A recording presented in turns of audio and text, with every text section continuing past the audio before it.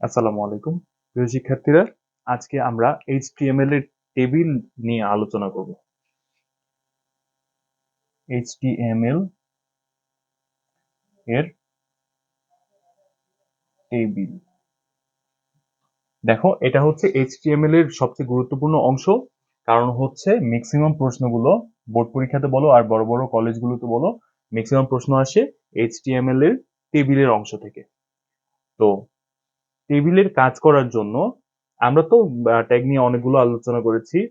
তারপরও স্পেসিফিকলি আমরা টেবিলে যে ট্যাগগুলো ব্যবহার করি সেই ট্যাগগুলো আমরা আগে একটু জেনে নিই। ডক টাইপ এইচটিএমএল এটা তো তোমাদেরকে দিতে বললাম। তো ডক টাইপ এইচটিএমএল এটা তোমরা দিয়ে নিবে শুরুতে, তারপর এইচটিএমএল, তারপর হচ্ছে বডি। আর টেবিলের কাজ শুরু করার জন্য তোমাদেরকে যেটা লাগবে এটা হচ্ছে কাজটা যে টেবিলের অংশে করছো এই জন্য দিতে হবে টেবিল। টেবিল ট্যাগটা ব্যবহার করতে হবে। টেবিল ট্যাগটা ব্যবহার করবে টেবিলের কাজ করার জন্য। এখানে টেবিলের সাথে আমাদেরকে যে জিনিসটা করতে হয়, টেবিলটাকে কাজ করতে গেলে একটা অ্যাট্রিবিউট দিতে হয়।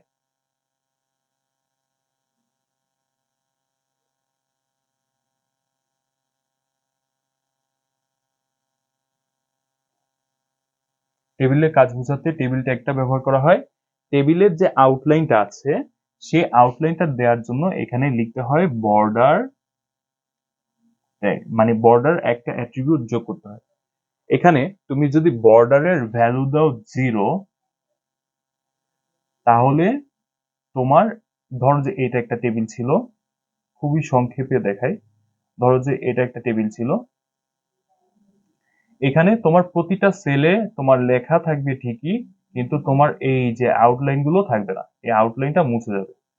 ঠিক আছে, লেখার জায়গাতে লেখা থাকবে। আমি যদি এভাবে বলি যে এ বি সি ডি, এখানে যেভাবে আউটলাইনটা ছিল সে আউটলাইনটা আর থাকবে না, তবে এখানে লেখাগুলোর জায়গাতে ঠিক মতো থাকবে। যদি এখানে বর্ডারের ভ্যালু দাও 0, বর্ডারের ভ্যালু যদি তুমি 1 দাও, তোমাদের প্রশ্নগুলোতে যেরকম টাইপের প্রশ্ন আসে সবগুলোতে বর্ডার সাধারণত 1 দিয়ে করতে হয়। আহ যদি বর্ডার 1 দাও তার মানে এইভাবে আউটলাইনটা দেখাবে।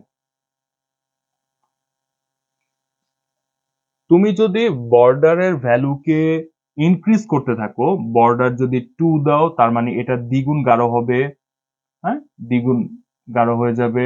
যদি বর্ডার 3 দাও তাহলে আরো গাঢ় হবে, বর্ডার যদি 4 দাও আরো গাঢ় হবে। এইভাবে তুমি বর্ডারের এইখানে ভ্যালুটা যত বাড়াবে এইখানে বর্ডারটা তত মোটা হবে। ঠিক আছে, এটাকে আমি বোঝানোর জন্য এখানে নাম্বারের এন লিখে রাখলাম, এখানে নাম্বার দিতে হবে। তোমরা বর্ডারের যদি দেখো, হ্যাঁ, এরকম চিকন যদি বর্ডার দেখো, সাধারণত চিকন বর্ডার ছাড়া অন্য কোনো বর্ডার আসে না। তো তোমরা যদি এরকম চিকন বর্ডার দেখো সেই ক্ষেত্রে লিখবে টেবিল বর্ডার ইকুয়াল টু 1। এরপরে আসো, এই যে এই 5 নাম্বার থেকে আমাদের সবচাইতে গুরুত্বপূর্ণ কাজ শুরু হতে যাচ্ছে। টেবিলের কাজ কখনোই আমরা লম্বালম্বি ধরে করি না। আমরা যদি এটাকে আর একটু বৃদ্ধি করে নিই তাহলে এটা বোঝাতে সুবিধা হবে। ধরো যে এটা হচ্ছে সম্পূর্ণ একটা টেবিল, এখানে তোমার প্রতিটা সেলের ভিতরে মান বা তোমার ডেটা দেয়া আছে বা ডেটা তুমি দিতে পারছো। এখানে এই যে এই বরাবর যেইগুলো আছে, এই বরাবর যেই ঘরগুলো আছে, অর্থাৎ এই যে একটা, দুইটা, তিনটা, এই বরাবর যেই ঘর লাইনগুলো আছে সেই লাইনগুলোকে বলা হয় সারি বা রো। কি বলা হয়? রো, সারি। এবং এই বরাবর যে লাইনগুলো আছে, এই যে এই বরাবর যে লাইনগুলো আছে, এই যে একটা, এই যে দুইটা, এই যে তিনটা, এই যে লাইনগুলো আছে এই লাইনগুলোকে বলা হয় কলাম। COLUMN, column. বাংলাতে হচ্ছে কলাম। কলামটা কিভাবে মনে রাখবো? দেখো, তোমরা যদি কোনোদিন পত্রিকা পড়ে থাকো তাহলে দেখবে যে পত্রিকাতে একটা পেজের ভিতরে এরকম লম্বা লম্বা করে ঘর আকারে লেখাগুলো থাকে। তার মানে একবারে পত্রিকার এই মাথা থেকে ওই মাথা পর্যন্ত লেখাটা থাকে না, লেখাটা এরকম ছোট ছোট মানে লাইন আকারে, লম্বা লম্বা লাইন আকারে লেখাটা হয়ে থাকে। তো এইটা হচ্ছে কলাম। অথবা আমরা এভাবেও মনে রাখতে পারি, আমাদের বিল্ডিং এর যে পায়া দেয়, আমরা যেটাকে বিল্ডিং এর কলাম বলি বা পায়া বলি অনেক সময়, তো ওই বরাবর যেটা, সেটাকে বলা হয় কলাম। তো এইভাবে লম্বা লম্বি যেটা থাকে, যে সেলগুলো থাকে সেগুলোকে বলা হয় কলাম, বা যে পোর্শনটা থাকে সেটাকে বলা হয় কলাম। এবং মানে ভূমির সমান্তরালে যে অংশটা থাকে বা যেই পোর্শনটা থাকে, যেই লাইনগুলো থাকে সেটাকে বলা হয় সারি। আরো সহজে মনে রাখতে পারো, বাংলা খাতা যেটা, বাংলা খাতাতে যেভাবে লাইন টানা থাকে সেটা হচ্ছে সারি, আর কলাম হচ্ছে বিল্ডিং এর পায়া। ঠিক আছে? HTML এর টেবিলের কাজ করার জন্য এই প্রত্যেকটা কাজ যখনই করতে যাও, তুমি প্রথম যে কাজটা করবে সেই কাজটা হচ্ছে রো ধরে কাজ করবে। টেবিলে রো ধরে কাজ করতে হয়, টেবিলে কলাম ধরে কাজ করা যায় না। তুমি প্রথম লাইনে কাজ করবে, সেই ক্ষেত্রে তোমাকে লিখতে হবে টেবিল রো। টেবিল রো দিয়ে তোমার অনুমতি আনতে হবে। অনুমতি আনা বলতে এটা মনে রাখার জন্য যে আমি প্রথম লাইনে কাজ করার অনুমতি নিলাম, TR। Table row, table row মানে হচ্ছে তুমি যদি প্রথমটার কাজ শুরু করো তার মানে TR দিয়ে প্রথমটার কাজ শুরু করতে পারবে। টেবিল রো হচ্ছে রো বরাবর কাজ করার জন্য, বাংলা খাতার লেখা বরাবর কাজ করার জন্য অনুমতি। ঠিক আছে? টেবিল রো বা টেবিলের সারি বরাবর কাজ করার জন্য টেবিল রো ব্যবহার করি। এখন কাজ করার জন্য এটাতে যে যেরকম অ্যাট্রিবিউট তুমি ব্যবহার করেছো, এখানেও বিভিন্ন ধরনের অ্যাট্রিবিউট ব্যবহার করা যায়। অ্যাট্রিবিউট গুলো নিয়ে আমরা পরবর্তীতে কথা বলবো। টেবিল রো তো বুঝতে পেরেছি, টেবিল রো হচ্ছে এই বরাবর। এখন 6 নম্বরে যেটা, সেটা হচ্ছে টেবিল ডেটা। একটা টেবিলের অন্তর্গত প্রতিটি এই ক্ষুদ্রতম ঘরকে বলা হয় টেবিলের সেল। এই প্রত্যেকটা টেবিলের সেলে যে ডেটা থাকে সেইগুলো হচ্ছে টেবিল ডেটা। অর্থাৎ এই সেলে কাজ করবে, এই সেলে টেবিল ডেটা ট্যাগ দিয়ে কাজ করতে হবে, টেবিল ডেটা ট্যাগ দিয়ে শেষ করতে হবে। পরবর্তীতে এটার কাজ করতে হবে সেম ওয়েতে, এটাও টেবিল ডেটা ওপেন দিয়ে কাজ করতে হবে, টেবিল ডেটা ক্লোজ দিয়ে কাজ শেষ করতে হবে। এর পরবর্তীটাও সেম, টেবিল ডেটা দিয়ে কাজ ওপেন করবে, কাজ শুরু করবে, টেবিল ডেটা দিয়ে কাজ শেষ করবে। এভাবে কাজ চলতে থাকবে। এবার এটা হচ্ছে প্রতিটি সেল এর কাজ করতে, প্রতিটি সেলের কাজ করতে টেবিল ডেটা ব্যবহৃত হয়। 7 নম্বর হচ্ছে টেবিল হেড। টেবিলে কোনো কিছুকে যদি তুমি হেড হিসাবে দেখাতে চাও, সেক্ষেত্রে সেটা টেবিল হেড হিসেবে টেবিল হেড লিখতে হবে। তবে টেবিল হেডও এক প্রকারের টেবিল ডেটা। ঠিক আছে? টেবিল হেডও এক প্রকার টেবিল ডেটা। ধরো তুমি এই একটা হেড হিসেবে ব্যবহৃত করতে,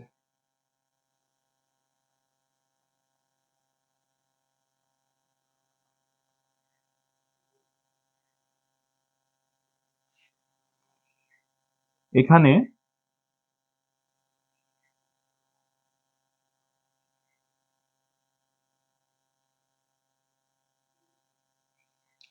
আমি 3x3 এর একটি টেবিল নিয়েছি। আমি এখানে লিখলাম নেম, এখানে লিখলাম রোল, এখানে লিখলাম সেকশন। তো এই লেখাটা যদি একটু মোটা থাকে, সেই ক্ষেত্রে ধরে নিবে যে তোমার এই যে ঘরগুলো আছে, এই ঘরগুলোকে টেবিলের এই যে সেলগুলো টেবিল ডেটা, এই টেবিল ডেটাগুলো টেবিলের হেডলাইন হিসেবে ব্যবহৃত হয়েছে। যদি এরকম হয়, নেম, ধরো যে নেম দেয়া আছে সারা, নেম দেয়া আছে ধরো যে নুসরাত। তো সারার রোল হচ্ছে ধরো যে 4 অথবা 41। সারার রোল হচ্ছে 41, নুসরাতের রোল হচ্ছে 39। সেকশন ওর বি ওর এ। এখানে প্রতিটি ঘরই টেবিল ডেটা, কিন্তু এইগুলোকে আমি হেডলাইন হিসেবে দেখিয়েছি, এজন্য এখানে টেবিল ডেটার জায়গায় ব্যবহার করতে হবে টেবিল হেড। মনে রাখবে টেবিল হেডও এক প্রকার টেবিল ডেটা। আর যদি তুমি এইটারই কাজ করতে চাও সেক্ষেত্রে কিভাবে করবে, এখানে টেবিল ডেটা দিয়ে কাজ, টেবিল রো দিয়ে কাজ শুরু করবে, এখানে আসার পরে একটা টেবিল রো শেষ হবে, আবার এখানে যখন শুরু করবে তখন আবার টেবিল রো দিয়ে শুরু করতে হবে, এখানে আসলে টেবিল রো এর কাজ শেষ হবে, এখানে আবার টেবিল রো দিয়ে শুরু করতে হবে, আবার এখানে টেবিল রো এর কাজ শেষ করতে হবে। এই হচ্ছে মূলত টেবিলের একদম বেসিক অংশ। আজকে আমরা প্রথমে যে কাজটা করব, এইটা লিখেছি এক্সাম্পল হিসেবে, এইটারই কাজটা করে নিব। আমি প্রশ্নটি তুলে নিচ্ছি, তোমরাও প্রশ্নটি তুলে নাও।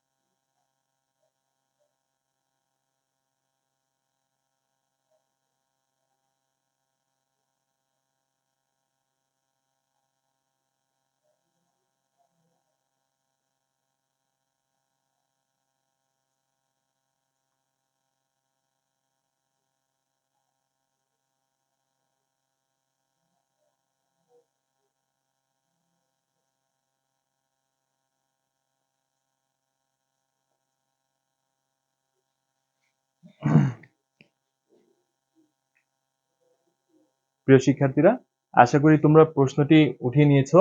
তো আজকে আমরা প্রথম টেবিলের কাজটা শুরু করতে যাচ্ছি এই টেবিলটা দিয়ে।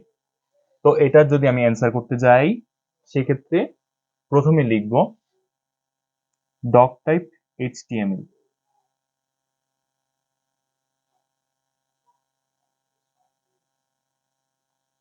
তারপর আসো এইচটিএমএল,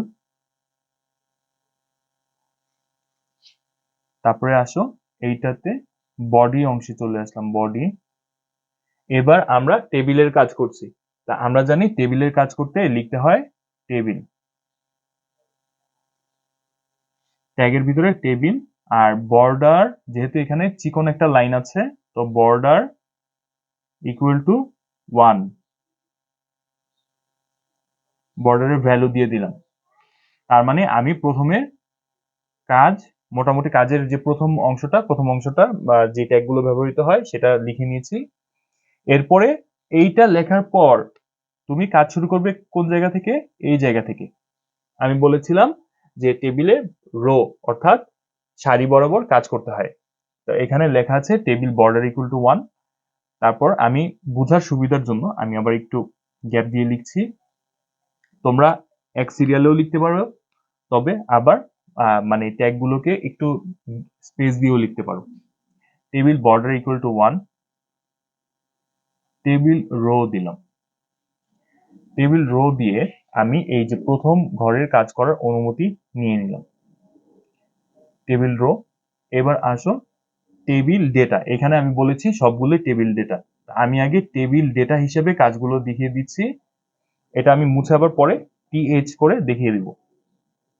টেবিল ডেটা নিলাম। এবার ঘরে দেয়া আছে নেম, মোটা করে দেয়া আছে, তো মোটা করে দেয়া থাক আর চিকন করে দেয়া থাক ওইটা আমার কোনো যায় আসে না, কোনো কিছু যায় আসে না।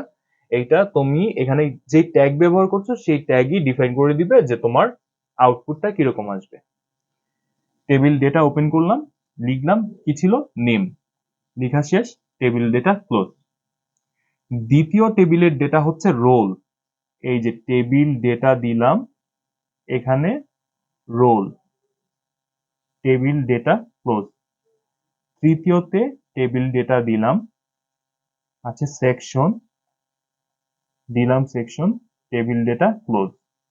তবে একটা জিনিস মনে রাখবে, এখানে ক্যাপিটাল লেটার যেটা আছে সেটা ক্যাপিটাল লেটারে এখানে লিখো, স্মল লেটারে যেটা আছে সেটা স্মল লেটারে লিখো, ঠিক আছে?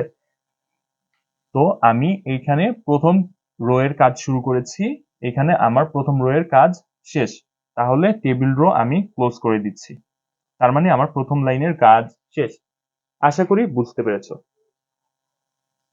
এবার দ্বিতীয় লাইনের কাজ আমি সুবিধার জন্য এদিকে করছি, দ্বিতীয় মানে পরবর্তী অংশটার কাজ, এই যে দ্বিতীয় লাইনের কাজ। দ্বিতীয় লাইনের কাজ করার জন্য আমি আবার টেবিল রো নিয়ে অনুমতি নিলাম।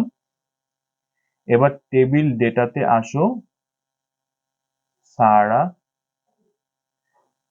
Table data close, table data open,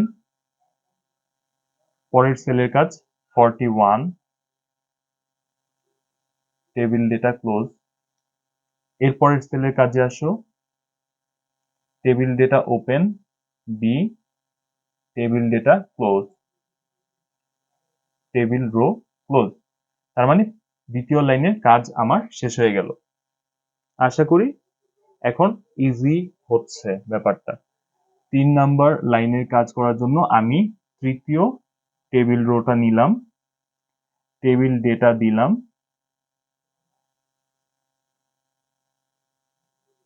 Nusrat, table data close, table data open, 39, table data close,